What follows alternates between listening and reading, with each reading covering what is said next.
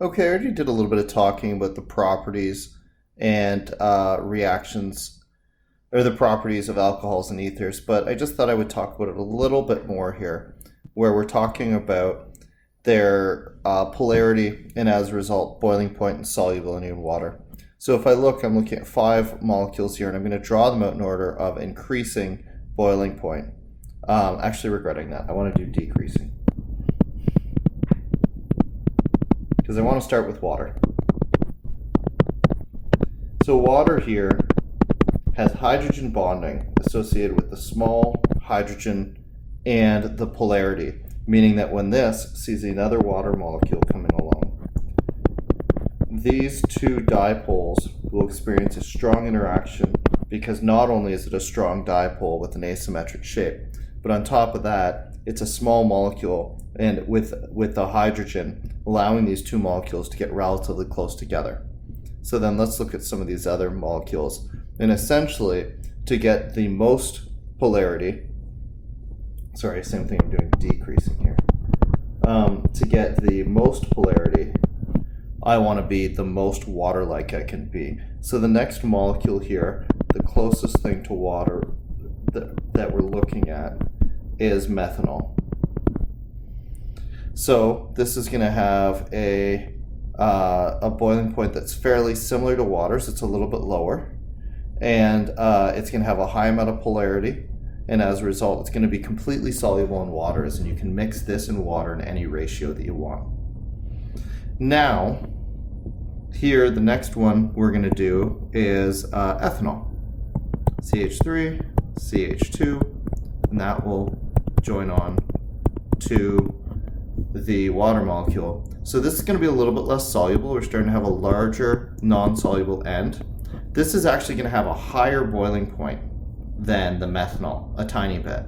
And that's because we're starting to have some London forces associated with this ethyl group over here.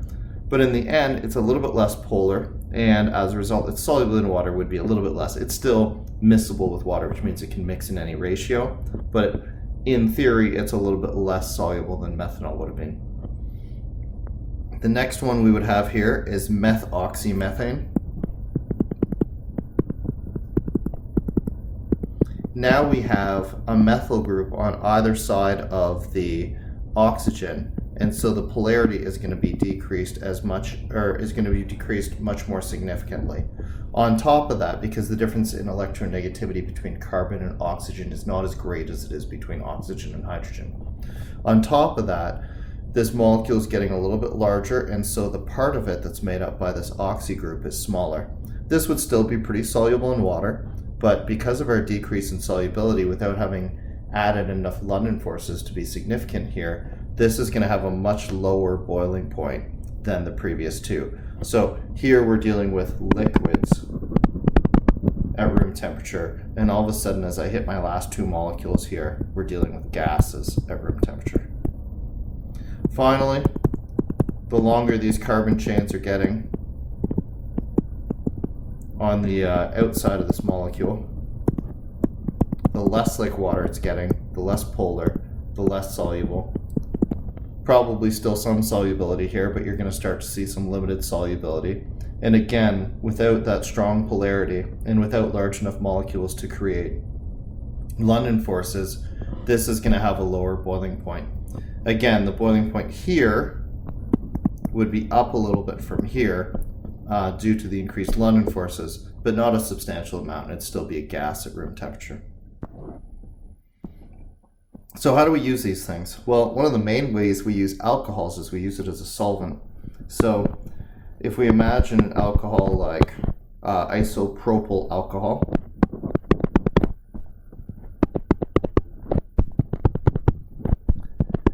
we have a polar section to this molecule and a non-polar section. So if I have something like ink, which is non-polar, or nail polish, which again is nonpolar. They have to be nonpolar because we don't want them to just come off with water. If I put some isopropyl or 2-propanol on it, because the non-polar section would be able to dissolve, section would be able to dissolve the ink or the nail polish, and the polar section would dissolve in water. By adding something like 2-propanol to something like nail polish, we can change that nail polish so it will dissolve in water. If we want to imagine a non-polar end and a polar end,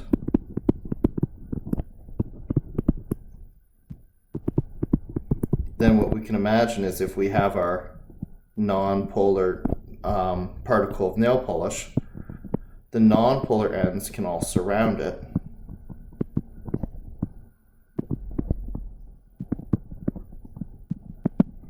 And then the polar ends are all going to be attracted to water. And what it's going to do is it's going to create a little missile here that's free to take this non-polar substance and get it to dissolve in the water, and as a result it can clean it away. You can see this at home if you want. This is really fun. If you take some water and then you take some of your vegetable oil from under the cupboard, put a little bit of water on the vegetable oil, and then put a drop of soap in there. I'm going to suggest you use soap and not ethanol, even though it's the same basic idea. And then put your hand on the top of it and shake it, and you'll see all these tiny little bubbles of particles where the oil is mixing in with the water because it's surrounded completely by the soap. Another sort of interesting one, you've probably heard of these, is that ethers for a long period of time were used as pain relief for surgeries. So an ether, if you breathe it in, will make you feel lightheaded. It has other kinds of side effects, so you don't really want to do this. But back when they were doing surgeries and they were trying to help people get through the surgery without experiencing much pain, they would use something like an ether. I think they've developed better chemicals and better techniques for this since then, but it's kind of an interesting old application of the way that this used to be done. All right, so there's a couple applications. Let's look at some reactions. The first one we're going to do is a hydration. So imagine you have an alkene, which should be 3, and you add some water to it. And just like in some reactions, it's useful to think of water instead of as H2O, to think of it as HOH, where we're going to have the H and the OH that can take separate spots on this molecule. Then in the right conditions, okay, if you, for example, add an acid that will help break down that double bond, then this can change into the alcohol and the extra hydrogen joining the molecule. Now we know, according to Markanov's rule,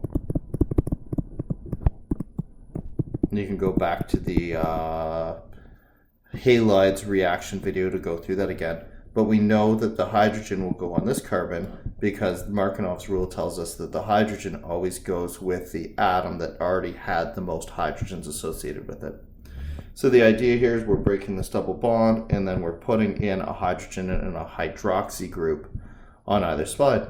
So hydration is one of the ways that we can produce alcohol.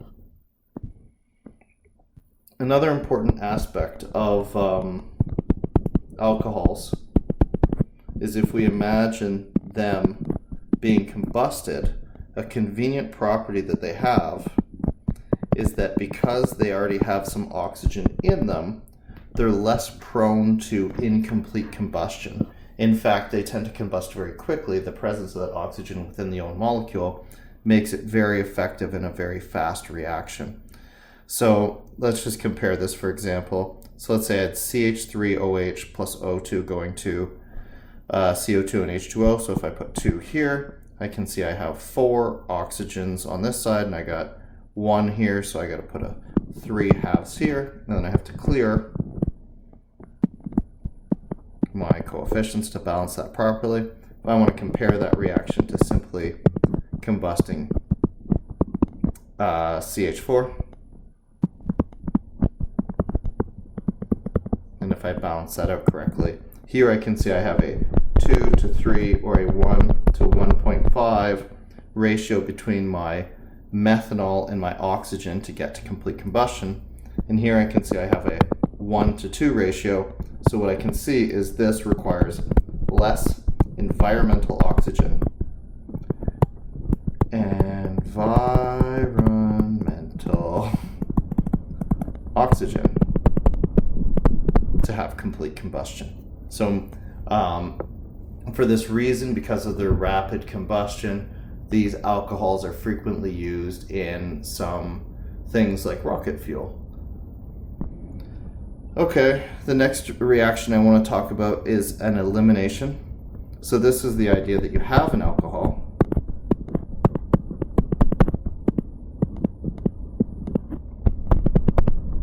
and you're going to try and put it into a condition where the water wants to come out, and we form a double bond. Sorry, not H2 there. You know what, I think this would be better if I drew it slightly differently. Hold on a second here, I'm going to redraw this.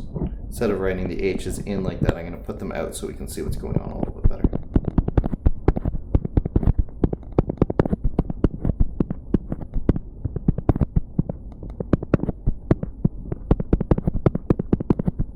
There, I think this will be clear. Now, here we have our 1-propanol that I was showing you before, and we're going to put it into a situation where water wants to come out of this molecule really badly. So this H and this OH are going to combine, and that's going to leave us with a double bond in the molecule.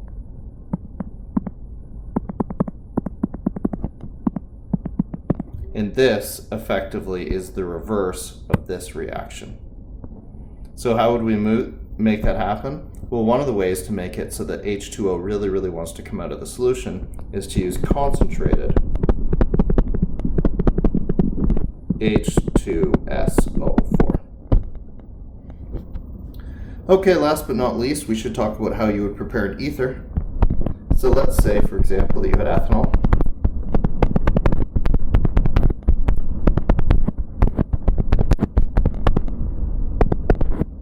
And methanol.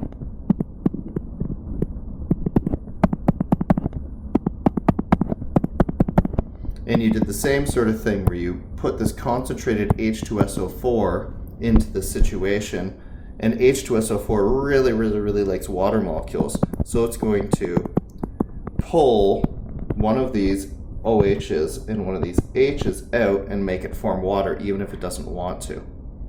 What that's going to leave then is these 2 carbon chains with an oxygen in the middle.